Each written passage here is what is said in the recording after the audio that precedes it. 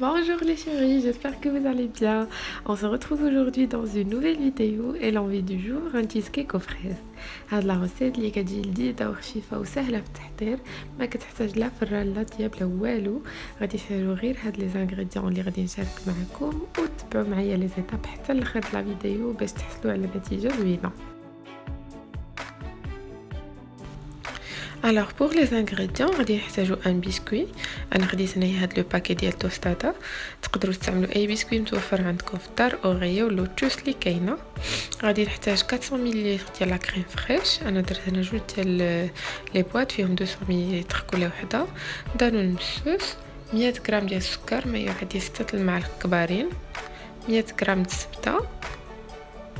غادي نحتاج معلقه صغيره ديال الجيلاتين اللي غادي نخلطها مع الماء، الا ما متوفراش تقدروا تستغناو عليها بطبيعه الحال. وغادي نحتاج الماسكاربون، خديت هاد لابواط فيها 250 غرام. وغادي نحتاجو عصير ديال نص حامضه. دابا اون باس على بريباراسيون.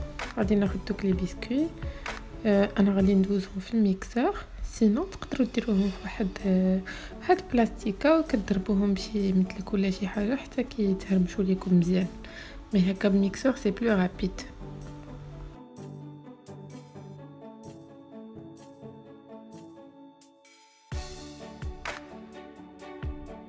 ودابا من بعد ما كملت الكميه كامله ديال لي بسكوي غادي نديرهم في ان مول. انا خديت هذا المول اللي كيتفتح من الجناب باش هكا كيجينا ساهل ملي كنبغيو نزولوها. كنضيفو عليه ديك 100 غرام زبده اللي كنكون ديجا دوبتها في ميكرووند اولا في بان ماري اللي بغيتو. وخاصنا دابا ندمجو هاد الزبده مع لو بسكوي حتى كنحسو بداك لو بسكوي كامل ولا مرمل. انتم غادي تشوفوا معايا الطريقه شارحه نفسها وطريقه جد بسيطه.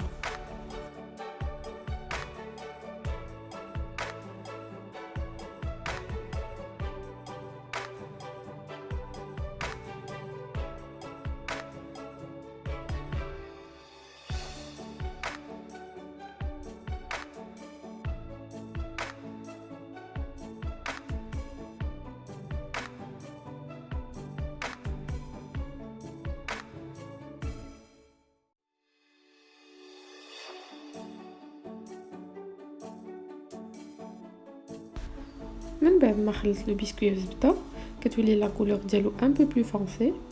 دابا كناخذ واحد الكاس وكنحاول نضغطو بيه على لو ميلانج باش كيشد في بعضو كياخذ لنا لا فورم ديال لو مول.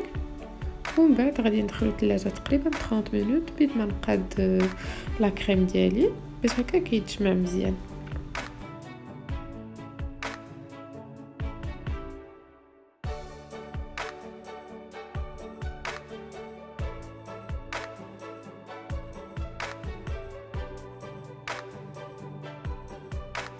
دابا on passe à la préparation de la deuxième couche. غادي ناخذ لو ماسكاربون كيما قلت لكم 250 غرام، والا ما متوفرش تقدروا تعوضوه بان فروماج اللي كتكون لا تيكستور ديالو شويه ثقيله، باغ اكزومبل كيري.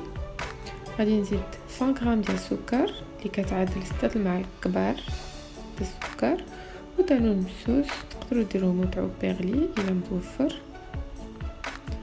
وغادي نزيد لو جو ديال نص حامضه، انا خديت هاد لو جو اللي كيجي واجد، درت 4 ديال المعالق صغار اي صافي. غادي نميلونجي لو تو حتى نحصل على خليط هوموجين. وخصنا ضروري نحرصوا على ان دوك الحبيبات ديال لو فرomage ما يبقاوناش في لو ميلونج. هانتوما غادي تشوفوا معايا الطريقه في لا فيديو.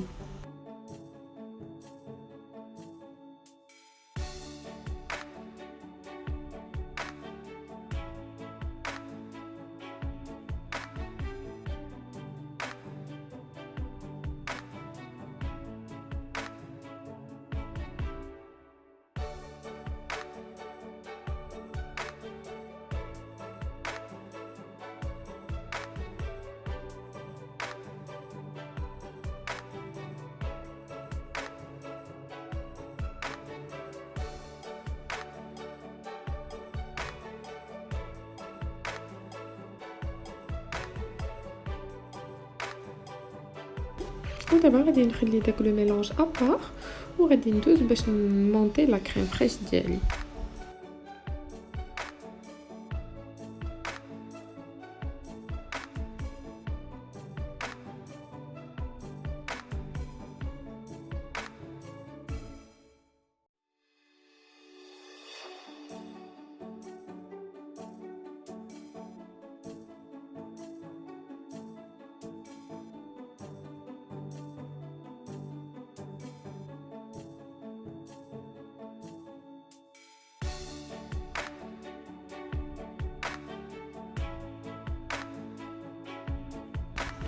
كيف ما كتشوفوا لا تيكستور ديالها كتولي فريمون عقده. خصنا فريمون نبقاو نضربوها حتى كتوصلنا لهاد لا تيكستور هادي، عاد يمكننا نخدموا بها. صافي دابا كنزيد لا كريم فريش على لو ماسكاربون وغادي نخلطو مزيان بالميكسور حتى نحصل على ان ميلانج اللي كيكون تري هوموجين، ما خاصش يبقى لينا الفرق ديال لا كريم فريش وداك الفرomage. ابري غادي نزيد لا جيلاتين اللي كنكون ديجا ذوبتها في تقريبا 20 سنتيلتر ديال الماء. الا ما مزوفراش عندكم لا جيلاتين بيان سور تقدروا تستغناو عليها، لان هي الدور ديالها غير كتخلي داك لو تشيز كيك يتماسك لينا في مده اقل. باغ اكزومبل انا درتو 4 ساعات في الثلاجه، ملي ما كتكونش عندي لا جيلاتين كنخليه كيبات حتى لغدا لي عاد كنقدر يعني نقدر نستهلكو. فوالا غادي نزيد كيف ما كتشوفوا جيلاتين وغادي نعاود نطرب لو دو.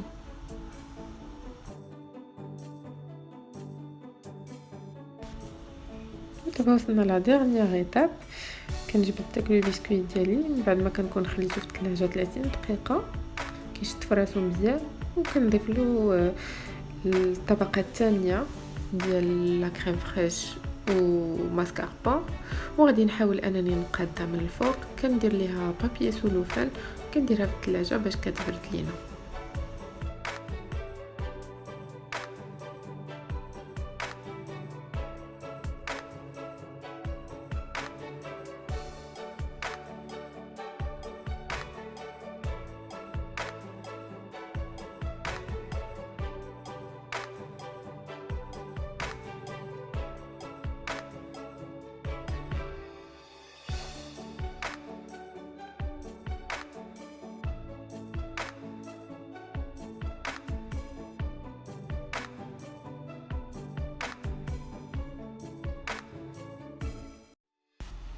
ومن بعد ما غادي ندوز 5 ساعات غادي نجبد لو تشيز كيك ديالي من الثلاجه، كنقيسو هكا بلو دوا ديالي باش كنشوف واش جمد ولا لا. الا لقيناه يعني يتماسك مزيان كنقدروا نستهلكوه بالصحه والراحه.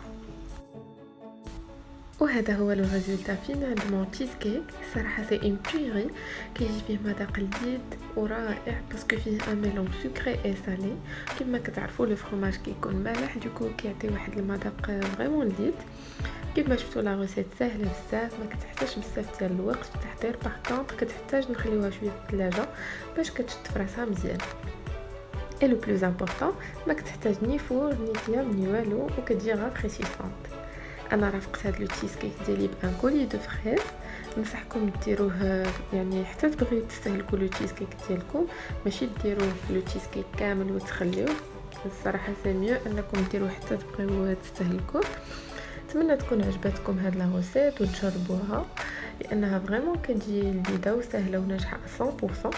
اي سور سو كنكون وصلنا لاخر هاد لا فيديو. نتمنى انها تكون عجبتكم ونكون خفيفه على قلبكم، ونتلاقاو في فيديو جديده ان شاء الله.